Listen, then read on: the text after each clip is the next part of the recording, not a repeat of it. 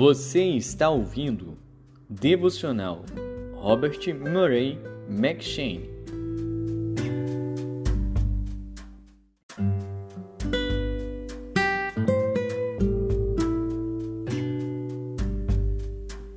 Segundo Reis.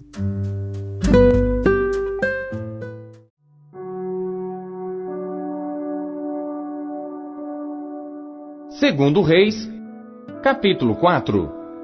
E uma mulher das mulheres dos filhos dos profetas clamou a Eliseu, dizendo: Meu marido, teu servo, morreu, e tu sabes que o teu servo temia ao Senhor, e veio o credor para levar os meus 2 filhos para serem servos. E Eliseu lhe disse: Que te hei de fazer? Dize-me, que é o que tens em casa? E ela disse: Tua serva não tem nada em casa, senão uma botija de azeite. Então disse ele: Vai, pede emprestadas de todos os teus vizinhos vasilhas vazias, não poucas. Então entra e fecha a porta sobre ti e sobre teus filhos, e deita o azeite em todas aquelas vasilhas, e põe à parte a que estiver cheia. Partiu, pois, dele e fechou a porta sobre si e sobre seus filhos, e eles lhe traziam as vasilhas, e ela as enchia. E sucedeu que, cheias que foram as vasilhas, disse a seu filho: Traze-me ainda uma vasilha. Porém ele lhe disse: Não há mais vasilha alguma. Então o azeite parou. Então veio ela e o fez saber ao homem de Deus, e disse ele: Vai, vende o azeite e paga a tua dívida, e tu e teus filhos vivei do resto. Sucedeu também um dia que, indo Eliseu a Sunem, havia ali uma mulher importante, a qual o reteve para comer pão. E sucedeu que todas as vezes que passava por ali, entrava para comer pão. E ela disse a seu marido: Eis que tenho observado que este que sempre passa por nós é um santo homem de Deus. Façamos-lhe, pois, um pequeno quarto junto ao muro, e ali lhe ponhamos uma cama, uma mesa, uma cadeira e um candeeiro, e há de ser que, vindo ele a nós, para ali se recolherá. E sucedeu que um dia ele chegou ali, e recolheu-se àquele quarto, e se deitou.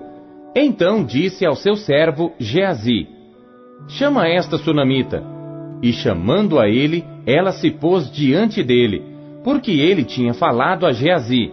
Dize-lhe: Eis que tu nos tens tratado com todo desvelo. Que se há de fazer por ti? Haverá alguma coisa de que se fale por ti ao rei, ou ao capitão do exército? E disse ela: Eu habito no meio do meu povo. Então disse ele: Que se há de fazer por ela? E Geazi disse: Ora, ela não tem filho, e seu marido é velho. Por isso disse ele: Chama-a. E chamando a ele, ela se pôs à porta. E ele disse: A este tempo determinado, segundo o tempo da vida, abraçarás um filho. E disse ela: Não, meu senhor, homem de Deus, não mintas à tua serva. E concebeu a mulher e deu à luz um filho, no tempo determinado, no ano seguinte, segundo Eliseu lhe dissera. E crescendo o filho, sucedeu que um dia saiu para ter com seu pai, que estava com os segadores, e disse a seu pai: Ai, a minha cabeça! Ai, a minha cabeça! Então disse a um moço: Leva-o à sua mãe. E ele o tomou e o levou à sua mãe, e esteve sobre os seus joelhos até ao meio-dia, e morreu. E subiu ela e o deitou sobre a cama do homem de Deus, e fechou a porta e saiu. E chamou a seu marido e disse: Manda-me já um dos moços e uma das jumentas, para que eu corra ao homem de Deus e volte. E disse ele: Por que vais a ele hoje? Não é lua nova nem sábado. E ela disse: Tudo vai bem. Então albardou a jumenta e disse ao seu servo: Guia e anda, e não te detenhas no caminhar, senão quando eu te disser. Partiu ela, pois, e foi ao homem de Deus ao Monte Carmelo. E sucedeu que, vendo-a o homem de Deus de longe, disse a Geazi seu servo: Eis aí a sunamita. Agora, pois, corre-lhe ao encontro e dize-lhe: vai bem contigo? Vai bem com teu marido?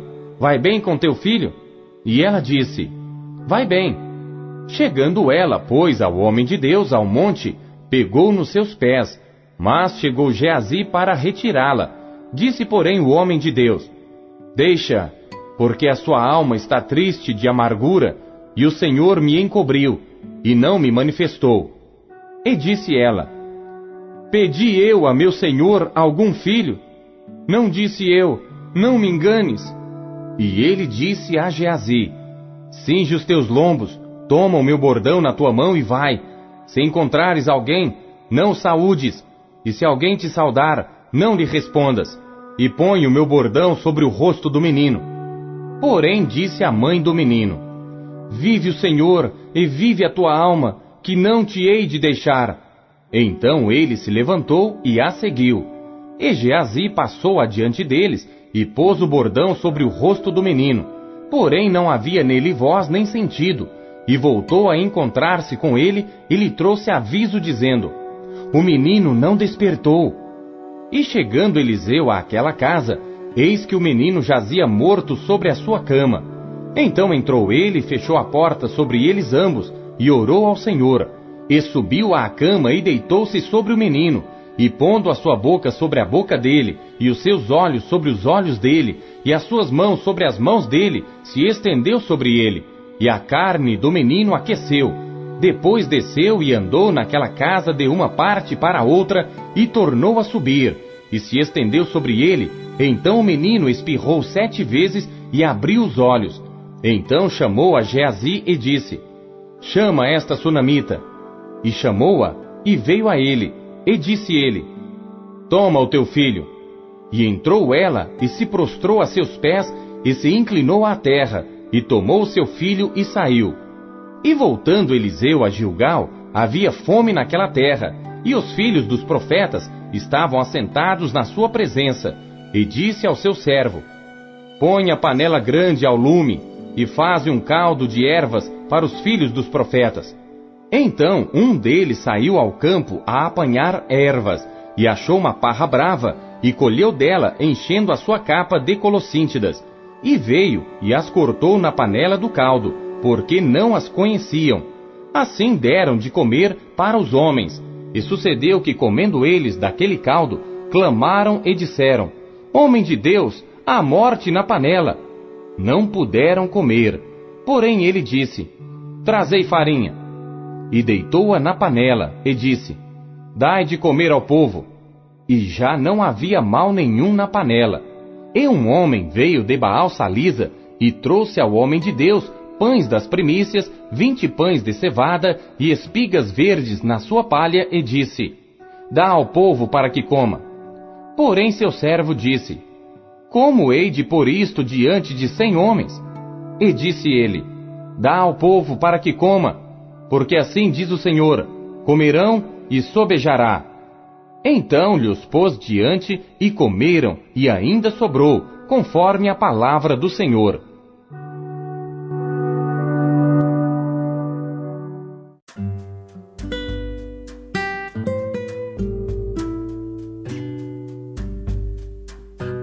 Primeiro Timóteo.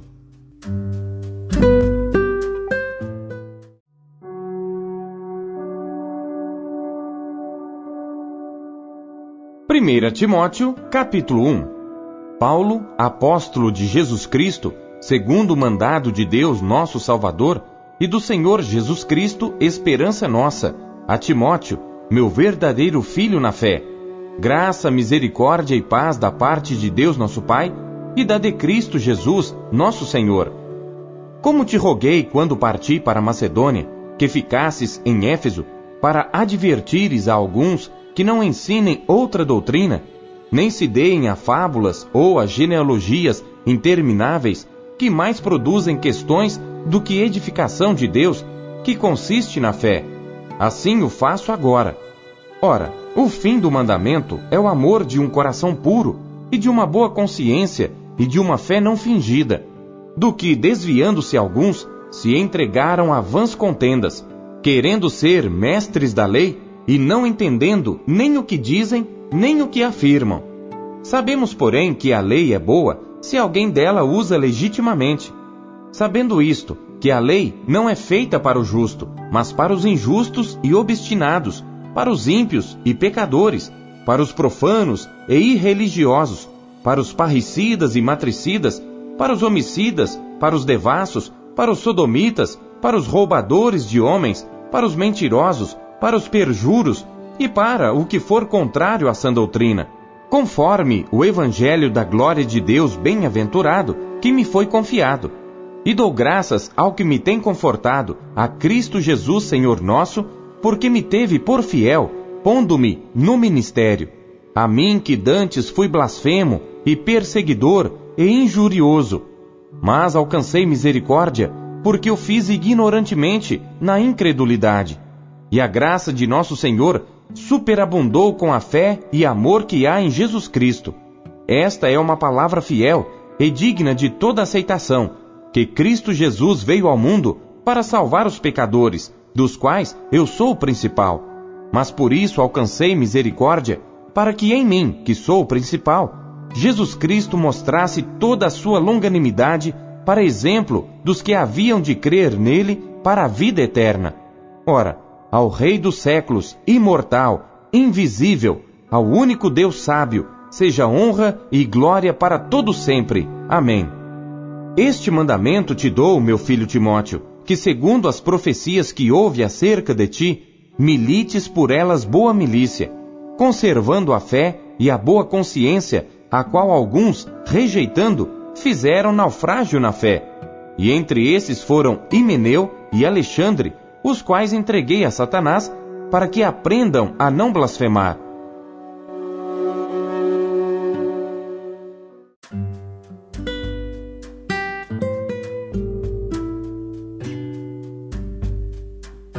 Daniel.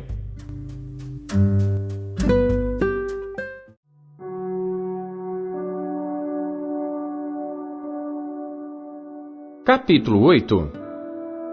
No ano terceiro do reinado do rei Belsazar, apareceu-me uma visão a mim, Daniel, depois daquela que me apareceu no princípio. E vi na visão, e sucedeu que, quando vi, eu estava na cidadela de Susã, na província de Elão. Vi, pois, na visão, que eu estava junto ao rio Ulai, e levantei os meus olhos, e vi, e eis que um carneiro estava diante do rio, o qual tinha 2 chifres, e os 2 chifres eram altos, mas um era mais alto do que o outro, e o mais alto subiu por último. Vi que o carneiro dava marradas para o ocidente, para o norte e para o sul, e nenhum dos animais lhe podia resistir. Nem havia quem pudesse livrar-se da sua mão, e ele fazia conforme a sua vontade, e se engrandecia. E estando eu considerando, eis que um bode vinha do ocidente sobre toda a terra, mas sem tocar no chão.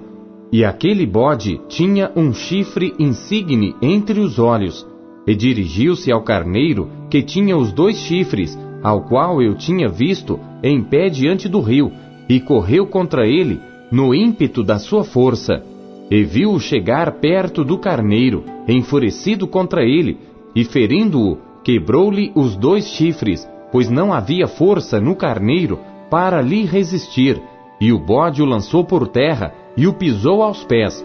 Não houve quem pudesse livrar o carneiro da sua mão, e o bode se engrandeceu sobremaneira, mas estando na sua maior força, aquele grande chifre foi quebrado, e no seu lugar subiram outros 4 também insígnes para os 4 ventos do céu, e de um deles saiu um chifre muito pequeno, o qual cresceu muito para o sul, e para o oriente, e para a terra formosa, e se engrandeceu até contra o exército do céu, e a alguns do exército e das estrelas lançou por terra e os pisou, e se engrandeceu até contra o príncipe do exército, e por ele foi tirado o sacrifício contínuo, e o lugar do seu santuário foi lançado por terra. E um exército foi dado contra o sacrifício contínuo por causa da transgressão, e lançou a verdade por terra, e o fez, e prosperou.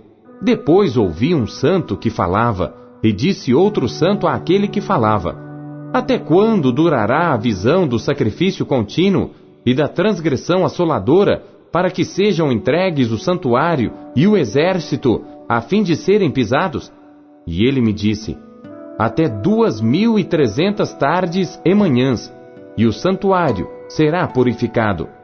E aconteceu que, havendo eu, Daniel, tido a visão, procurei o significado, e eis que se apresentou diante de mim como que uma semelhança de homem. E ouvi uma voz de homem entre as margens do Ulai, a qual gritou e disse: Gabriel, dá a entender a este a visão.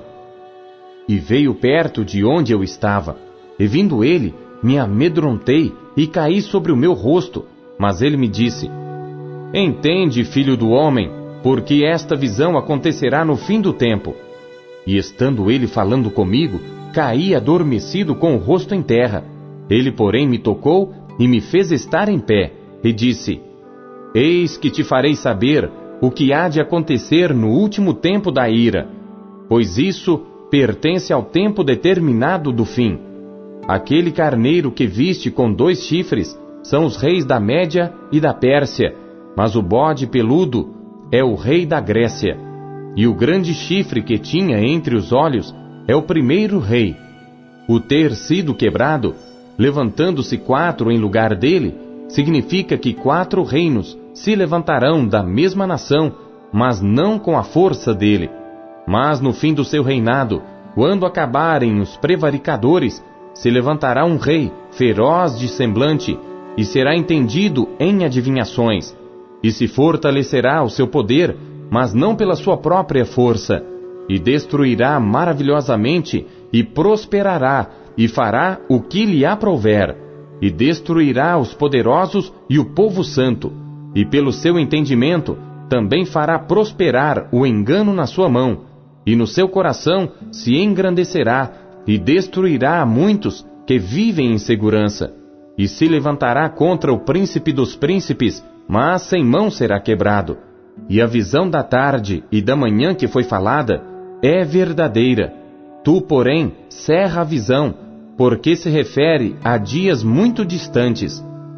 E eu, Daniel, enfraqueci e estive enfermo alguns dias.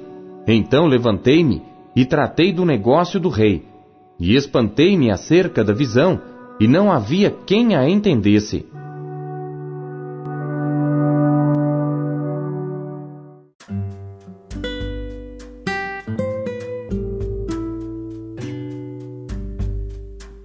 Salmos.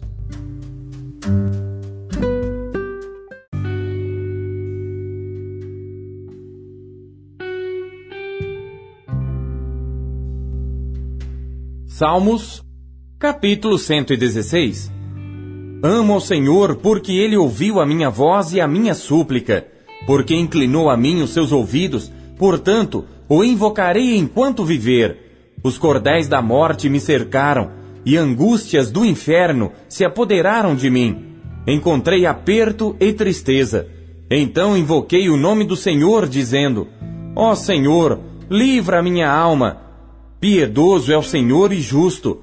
O nosso Deus tem misericórdia. O Senhor guarda aos simples. Fui abatido, mas Ele me livrou. Volta, minha alma, para o teu repouso, pois o Senhor te fez bem, porque tu livraste a minha alma da morte, os meus olhos das lágrimas, e os meus pés da queda. Andarei perante a face do Senhor na terra dos viventes. Cri, por isso falei. Estive muito aflito. Dizia na minha pressa: todos os homens são mentirosos. Que darei eu ao Senhor por todos os benefícios que me tem feito? Tomarei o cálice da salvação e invocarei o nome do Senhor. Pagarei os meus votos ao Senhor agora, na presença de todo o seu povo. Preciosa é a vista do Senhor a morte dos seus santos. Ó Senhor, deveras sou teu servo, filho da tua serva. Soltaste as minhas ataduras. Oferecer-te-ei sacrifícios de louvor, e invocarei o nome do Senhor. Pagarei os meus votos ao Senhor, na presença de todo o seu povo, nos átrios da casa do Senhor, no meio de ti, ó Jerusalém. Louvai ao Senhor.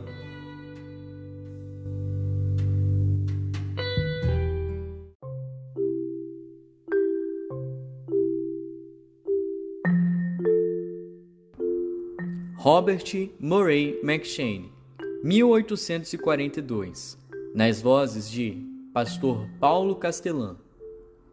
Versão Almeida Corrigida Fiel, SBTB.